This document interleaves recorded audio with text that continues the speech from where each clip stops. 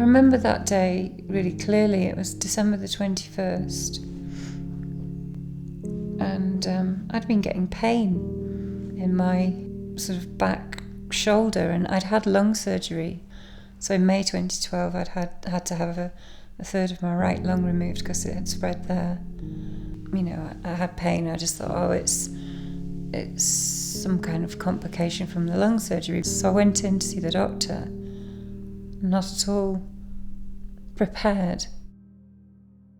And then he started to talk to us, and I was with my husband Al, and I just broke down. I just started to cry, and I think Al started to cry as well. And I managed to pull myself together fairly quickly, because I didn't want to sob all over the doctor, basically. And I wanted to ask the questions, but we weren't prepared for it. From my experience, doctors don't ever tell you a time frame. We didn't ask for one, and so we didn't get given one. And doctors don't tell you it's terminal. What they say to you, and what my doctor said to me was, you know, there's nothing more we can really do at this stage for you other than manage your symptoms. You know, and of course he said, I'm really sorry.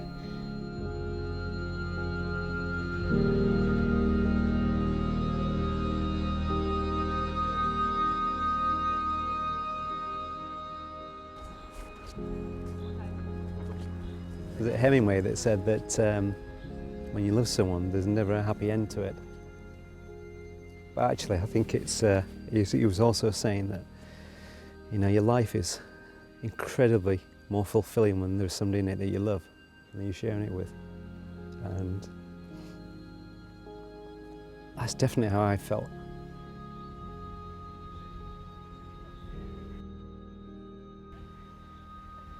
When you love someone, you want to take away hurt, you don't want to give hurt. And I'm giving hurt to quite a lot of people I love. And that's why I'm crying, because when I first found out the news from the doctor that there's nothing they can do about my cancer this time, you know, probably one of the first thoughts I had was about my mum and dad and Al. And we got home to our flat, and I couldn't stop imagining Al having to walk into our flat for the first time with me gone, because I was imagining myself doing that.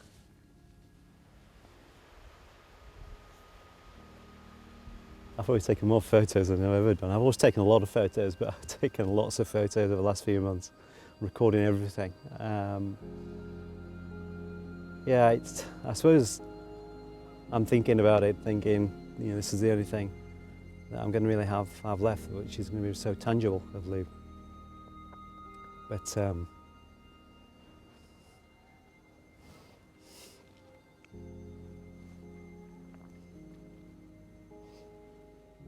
I couldn't have done any of this without Al. He needs to know that it's okay.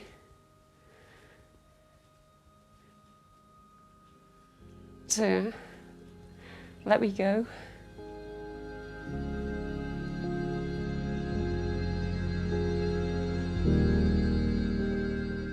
my wife was 42 years of age when she died. She lived with this rare form of bone cancer for over 10 years. She had over 13 major operations. 4 of those were amputations. So each time she had to learn the basics of how to walk again. She had 2 7-month chemo regimens, numerous radiotherapy sessions, blood transfusions, several lung drains, spent many, many nights in hospital. Cancer, I suppose, did everything to destroy her life and our lives together, but it didn't. And I think in a large part that was due also to the compassion from the variety of doctors and nurses that were with us along that journey. And the care that she received wasn't focused around data, technology, and the degrees that you have. It was based around listening to what she wanted, to what she needed, and to the kind of life that she wanted to lead. My wife was a very funny person. She lived in numerous places across the world, from San Francisco to Paris, Ilkley, and then finally Edinburgh. She loved travelling, being across the world. She worked at many different places. She was head of marketing at Edinburgh Fringe Festival for many years. She worked for a company that did all the audio tours around Alcatraz, so spent several nights on Alcatraz. And her claim to fame was that she once climbed over the wall and got into the San Francisco Zoo after it had closed to see the lions. She was quite an adventurous type. Towards the end, before the terminal diagnosis, we were thinking about moving to New Zealand for our next big move, but obviously the diagnosis changed all of that. She was widely loved by many, many people and had many close friends across the world. I am a widower, Alan Ainsley, and I, along with her parents, accompanied her every step of the way on her journey throughout this illness. Everyone truly cared, and I know that because of what happened after Louise died and the way that people contacted me and the messages they wrote. Everyone I know did what they could to try and fix what went wrong with Louise's body at different parts and different stages. But there are no greater unfixables than death itself. And so what I think was very, very important through this treatment was that people took the time to listen to what she wanted to do. So there were no unnecessary stays in hospital. Tests were done quickly and efficiently, and that made an immeasurable difference to the quality of life that she had to someone that was dying.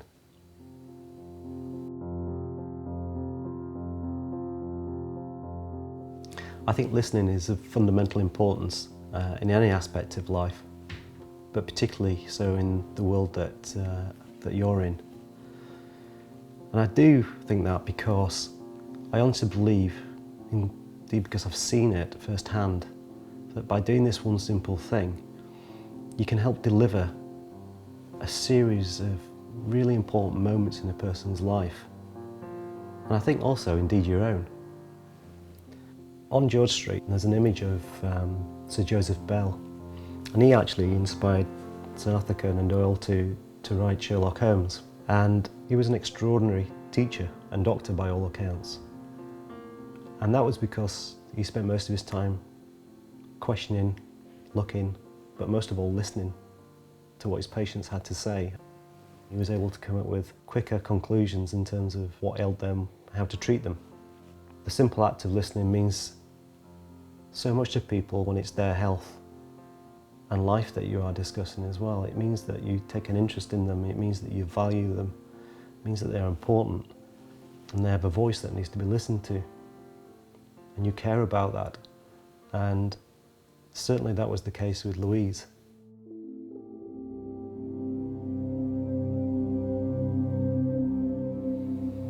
Time is of fundamental importance to someone who has a long association with illness, the quality of the time they have.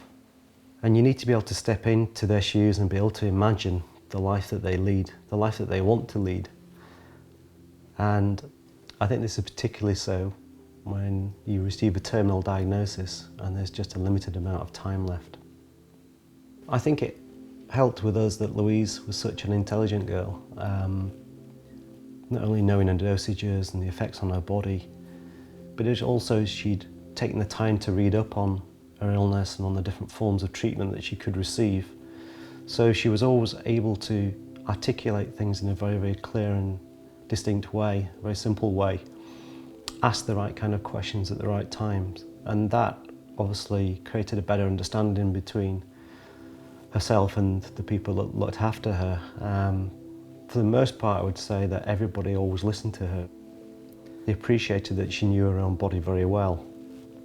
And because the communication was so open and available no matter where or when, And I say that because several consultants gave us their personal mobiles and were always responsive immediately whenever we were in contact with them. This helped build that really strong bond of trust.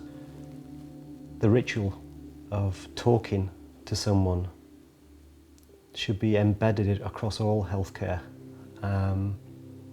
Each and every one of us has a story which is quite sacred. For the patient, it feels like they're not just a number, they're not just a name on a board, they're not one of many. You know, they exist to you, they're an individual. It helps build that trust because they think, I mean something to this person, they really care about me and they're going to do the best to actually make sure I get the best care possible. And certainly that was the case with Louise. You know, without actually listening to her story, she wouldn't have received the great care and we wouldn't have been able to live the life that we ended up living for the last 6 months that she was still alive. She lived life to the full, to the very end, and I genuinely know that that is because of the way she was helped, the way she was treated, the way she was looked after by everybody. I'll cry if I see like someone getting upset for me, you know, like when when you tell friends bad news again and again, you know, sometimes your friends will get upset, and I tend to cry if someone I love is upset, you know, it's just like an automatic reaction. Yeah. When I've got information from doctors, I've just tended to go, okay, what do we need to do? And, you know, just because you acquire a terminal disease or whatever, it doesn't mean that you stop being yourself. It doesn't mean that you stop living. Well, that's the way I look at it. I know everybody has their different way of looking at things, so this is really just my way of looking at things.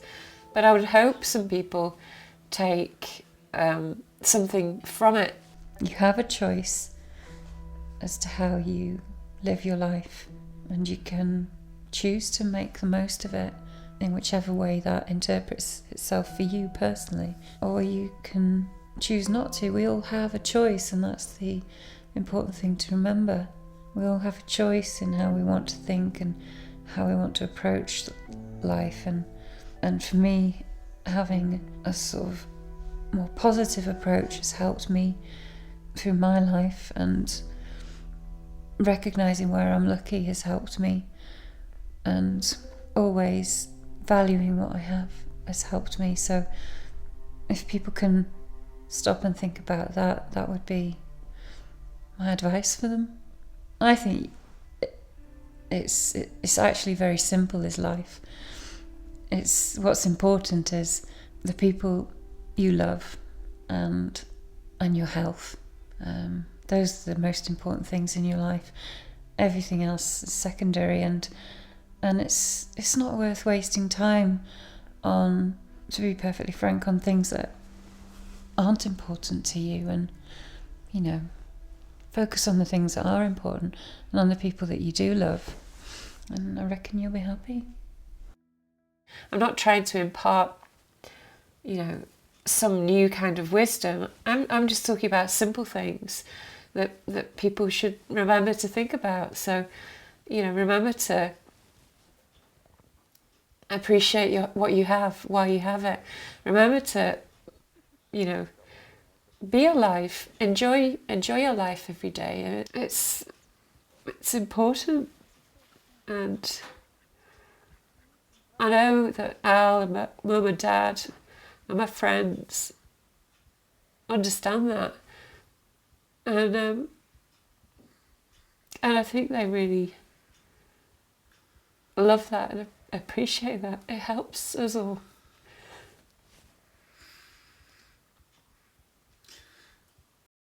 When we weren't listened to, there really was a fundamental and serious breakdown in communication, but primarily Louise's care and treatment.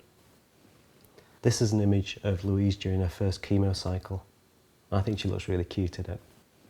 But what the image doesn't tell you is that when we were admitted to that ward, to that particular bed, Louise immediately recognised the room. She knew that that was the same room that her brother Richard had died in previously. Not many people knew that she had a brother who died from leukemia 10 years before Louise did. And he also had the same leg amputated. We made sure that the nurses were aware of this as well. But unfortunately, they were unable to move Louise for the first 5 days, which meant she had to stay next to the bed that her brother had died in. It would have been the easiest thing to actually move a couple of beds around, change the circumstance and change the environment. But everybody was too busy to listen at that time. But it had a major impact on Louise. And not only is that unfair, I think, when she was going through a really traumatic chemotherapy cycle, but it would be unfair on any individual given what the circumstances were. Another example was we were given a very stark choice very quickly about children. There was a particular doctor who said the whole thing was absolutely pointless for us to even think about having children, and being given the option of any kind of fertility treatment or freezing embryos or whatever it may be. She said the whole thing was absolutely pointless. She didn't listen to Louise talk about her hopes for children and for the life that she wanted to have in the future. It took a lot of hope away from us immediately. It was quite a brutal way to treat both of us, almost as children, talking down to us and not taking the time to listen to what we wanted. Louise was 31 at the time and wanted children badly, so you can only imagine what kind of impact that has on you. It would have been better if that person had have just stood back, listened first, and then delivered the news just in a slightly more empathetic way, having listened first of all to what Louise wanted. This particular image that you see now this was taken in 2012 when she went through her amputations. It'd been agreed with the registrar the day before that she would have an epidural. Just before she was due to go into surgery, she said something didn't feel right, that she didn't think the epidural was working.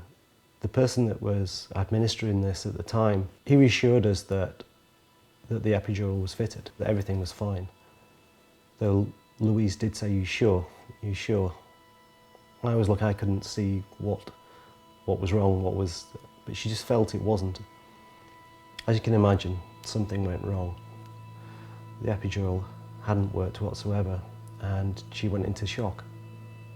And we nearly lost her. She was in the HDU unit immediately afterwards, full body going into shock, waking up from the amputation. It was quite an horrendous experience.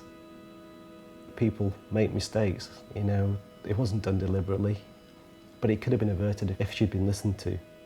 And again, it's quite a small thing to do, but again, it's about the patient knowing their body better than anybody else. And I don't think it's an ignorance or slight in just actually acknowledging this. I think far from it. It takes a real strength to actually listen to somebody, a patient who's unqualified but knows their own body, and accept that they will know what's going on with them.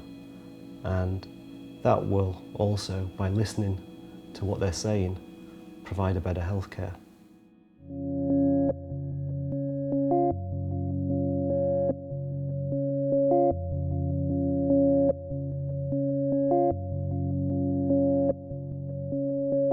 Louise was an amazing person. She had an amazing passion for life. And I think we only get one chance to express that passion, to live that life that we want to lead.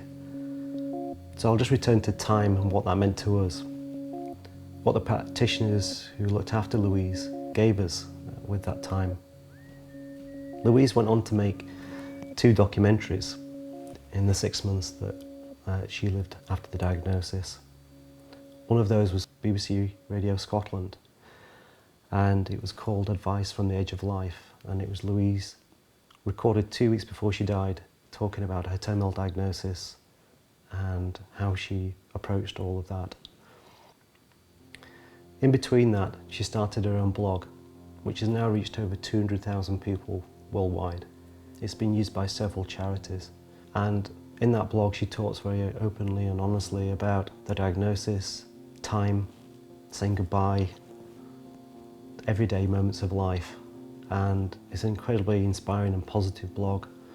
That was picked up by the Daily Mail, Sunday Mail. It was published by The Scotsman, Scotland on Sunday, The New Statesman. Lots and lots of different papers covered it and shared her story. The second was the BBC Culture Show. It was called Alive in the Face of Death, and it was with the photographer Rankin. I think that these are really, really exciting. I think they're fantastic. I am really hoping that I'll make the exhibition in May. That's my next goal.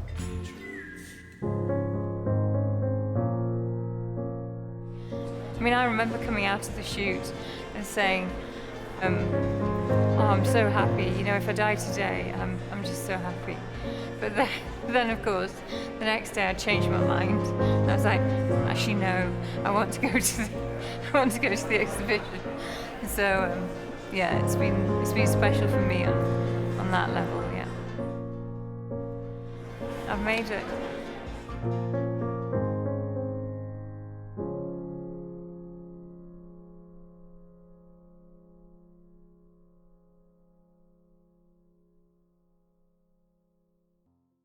We realised that the most important thing throughout our life with the illness was the relationships that we had.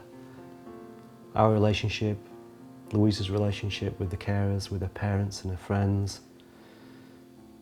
The one between patient and practitioner is fundamental. I would say that each one of the practitioners who really made a difference to our lives asked the simplest of questions. What do you want to do with the time that you have? What specific things do you want to achieve? What fears do you have? I think what they really did was put Louise's life back into her own hands. Mortality has become highly medicalised with the advances in the technology and the treatments that can be given these days. I think as professionals you all know how to preserve life as long as possible, but the end is different, I think, and it needs a quite different approach to how we look at that. So to end with, I'd just like to share with you what Louise had to say about time. I love to just see my friends. I mean, I'm not working anymore, so I've got lots of time. That sounds like a stupid thing to say, but I have a lot of spare time, and so seeing my friends and family a lot, being in beautiful settings like this where you can just appreciate nature, and you know, it gives you that real sense of the reality of the world, you know, that things go on, and you know, these mountains have been here for ever, and you know, we're just passing through, you know. So I don't know, I like to read, I like to I don't know, potter about and drink coffee with people.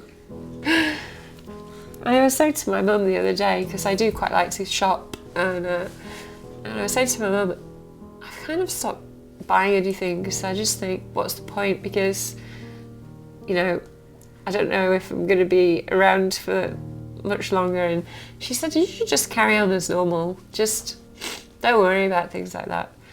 So, yeah. You do really become aware of how you should have valued your time more in the past, I suppose. It's, yeah, you just become aware that you're not in charge and you can't control it, and it's not unlimited, and which is something you sort of do feel, I think, especially when you're younger. You feel that you've got all the time in the world sometimes. I am aware of that now, but I guess it's a bit late to be aware of that. Yeah, every day is a gift in the sense that I wasn't expecting to be here this long, but I don't feel obliged to challenge myself to do something important every day. I challenge myself to just enjoy my day and be happy.